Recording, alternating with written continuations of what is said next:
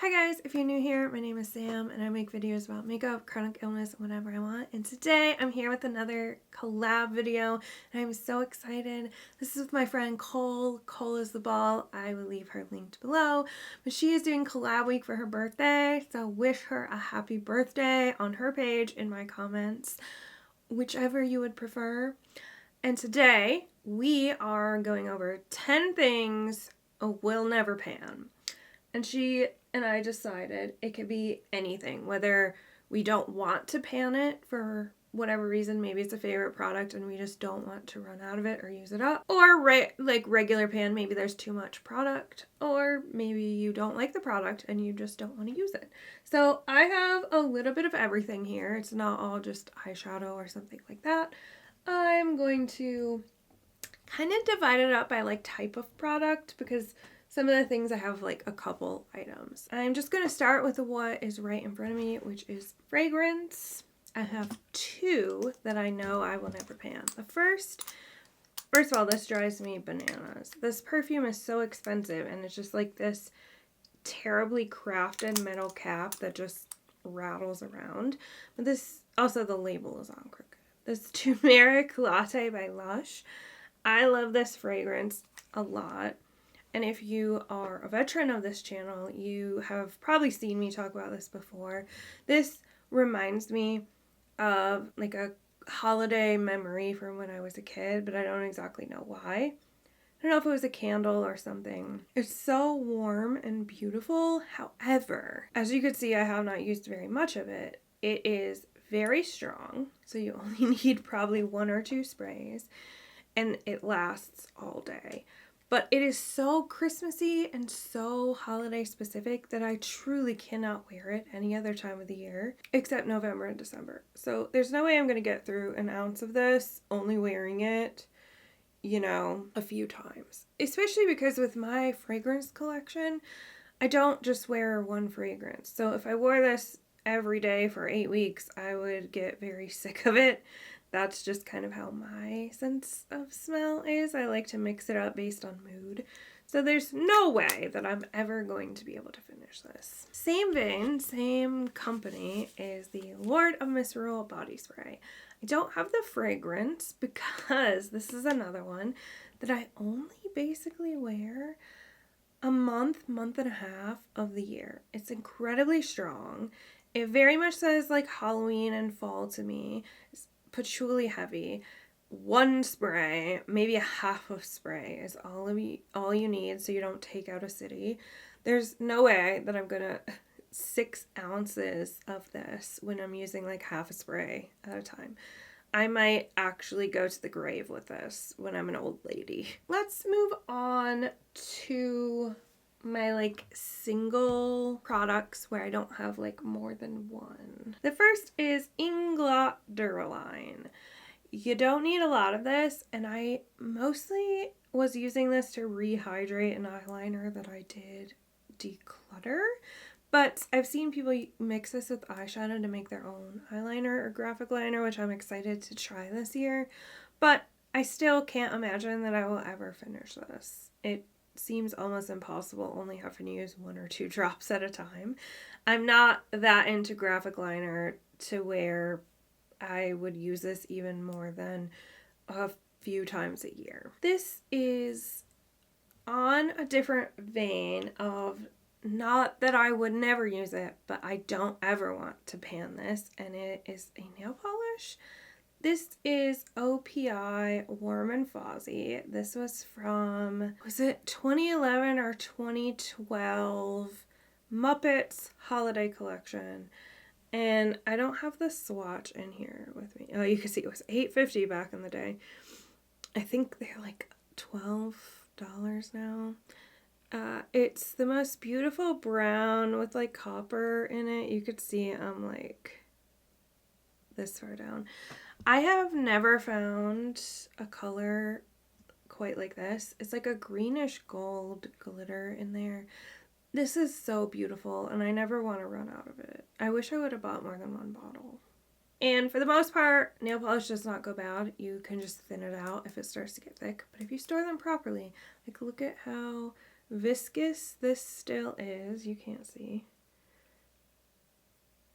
This is still super viscous because I store my stuff properly. Next, I'm going to go into an old favorite, Anastasia Beverly Hills Dip Brow. You can see I've used a decent amount, but I will never be able to pan this. I never got into fall 2016 brows. I got closer than I am now, but I never fully got into really filling my brows in, and I never will. I prefer this over a pencil.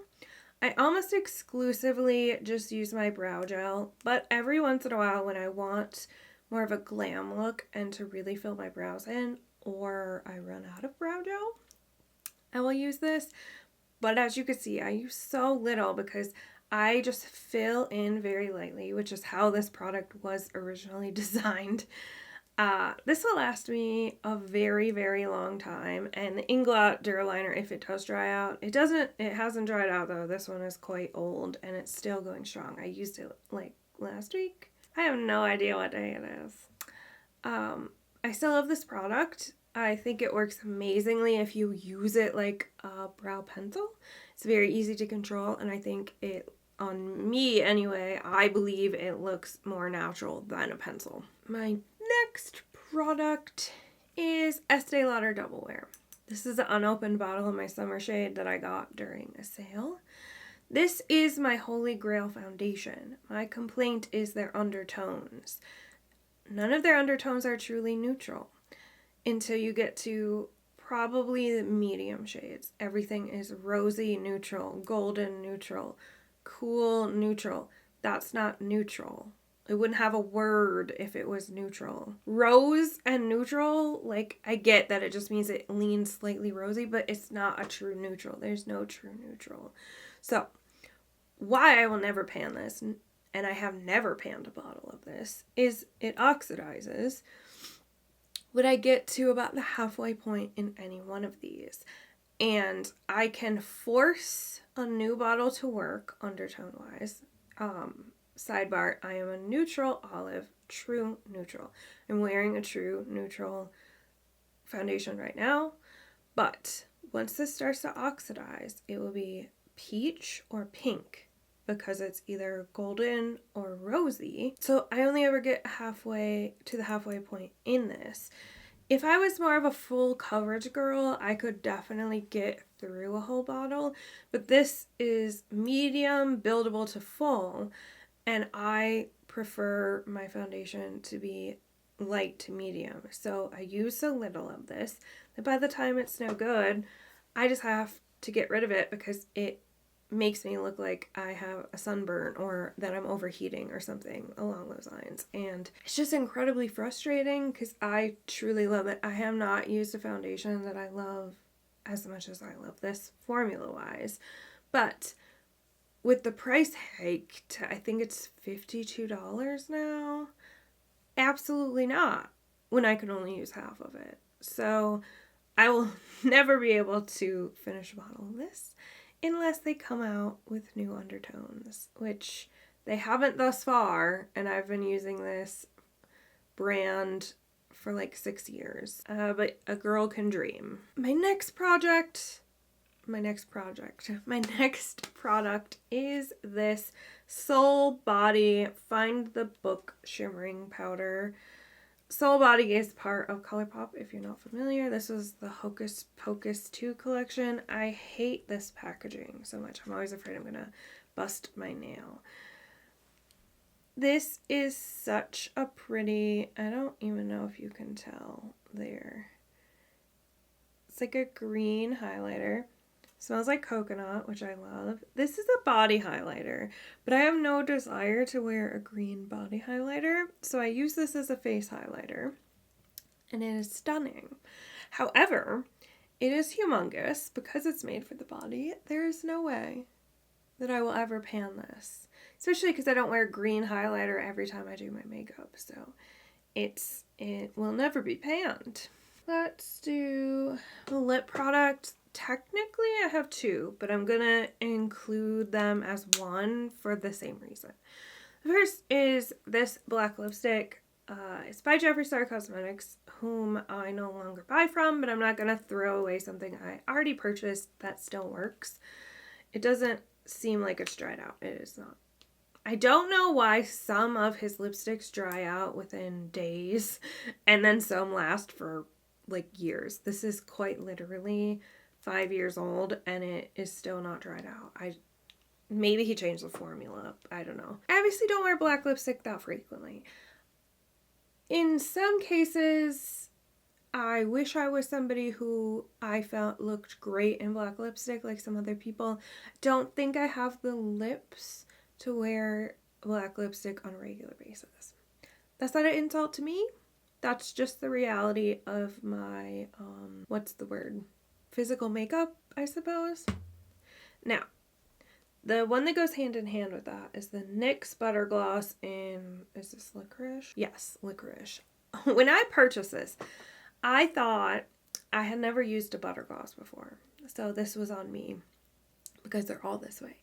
I thought it was going to be a lip gloss. Like what I'm wearing right now is just a lip gloss. This is fully opaque. Black opaque lip gloss unless you have very defined lips, which I do not. I have horribly defined lips. This is a mess. It looks beautiful for photos, which is why I keep both of them for like Halloween makeup looks, to where I'm taking it right off after I film or I take some pictures. But I will never pan these things, especially not this. This doesn't smudge because it dries down, but this gets everywhere. To the final two products, both are eyeshadow palettes. I'm going to start with this one. This I never want to pan because it is incredibly unique, not just to my collection, but in general, and it has been discontinued, and is the Blend Bunny Surge palette. She looks like this. These are very well performing neons. I had tried some other neons, I forget from what brand, a while ago, and it didn't work, so I got rid of it. And neons are just really hard. You do have to, I'm sticking my finger and stuff. You do just have to work fairly hard and pack them on because when you blend, they lose pigmentation. So it's a whole process, but these ones just work really well. The only thing I would change in here, and this is probably why the palette has been discontinued, Blend Bunny has gotten worlds better with their shimmers. Not that they were ever bad, but they're so much better now. There's hair in my face. You've probably been staring at that the whole time. Their shimmers were never bad, but they're not as great as they are now. They're just kind of fine. And let me just show you one. Still absolutely beautiful. 10 out of 10. But now I feel like their shimmers are like 20 out of 10. But it's such a lovely palette that I never, ever want to pan anything in here. I mean, I could pan the black, right? There's black in so many palettes I own, as well as so many Blend Bunny palettes. But I love everything about this. And we are finally at the last product, and this is another I don't ever want to pan. It is the Urban Decay Moondust palette. So why they ever discontinued this, I'll never know. It's absolutely stunning. Everything about this is wonderful. There are multiple reasons I don't want to pan this. The first being I love these shadows endlessly, and they don't make them anymore. They make some Moondust shadows, but not in these colors. And I would say maybe Cliona Cosmetics are very similar, but also very expensive and a little harder to access. So there's that. But also, this was a surprise gift from my husband many years ago. He was in Sephora getting me some lipsticks that I had on my Christmas list, and he saw this and got it because he thought I would like it, and he was incredibly right. But there's just some sentimental value there, you know, having someone just know you well enough to be able to truly get you a surprise gift that I didn't even know this existed. I was very new to makeup at the time, So this was a huge surprise, and it just means a lot to me, as well as being absolutely beautiful. And that is all I have, you guys. It was actually kind of hard to do this because when I look around at how much makeup I have, I'm not going to pan most of it. It's either going to go bad or I'll just have it forever. And that is obviously something I'm very conscious about, which is why I'm doing my panning projects and decluttering, and my low/no buys is I realize that I have so much, and while it is my #1 hobby and I love it and I use so many things at once, it's not just, one palette. I generally combine them. Really have been looking at the things I have and, thinking about, I'm never going to pan any of this. It's kind of a little overwhelming in a sense. But I've also been going through my collection and really getting picky about what I keep in it, which means I'm going to be even more picky about what I bring in, because now I know what I like, what I love. And, like I was explaining about this foundation, it was so wasteful to keep buying it, even though I love it, to only use half. So things like this collab, my projects, everything are just making me more of a mindful consumer in so many different ways, and I really appreciate it. I'm so grateful to Cole for wanting to collab. This was super fun, and it made me really think about my collection, because I'm sitting here like, well, I'm never going to pan any of this. But I really had to sit and think about, what are things that I don't want to pan, or what are things that are truly, even if everything else disappeared, impossible for me to finish up. And with that, I want to thank you so much for watching. Give this video a thumbs up if you liked it. If you're new here, please consider subscribing. It means so much to me and really helps out my channel. And please check out Cole if you haven't already, and I will see you guys next time.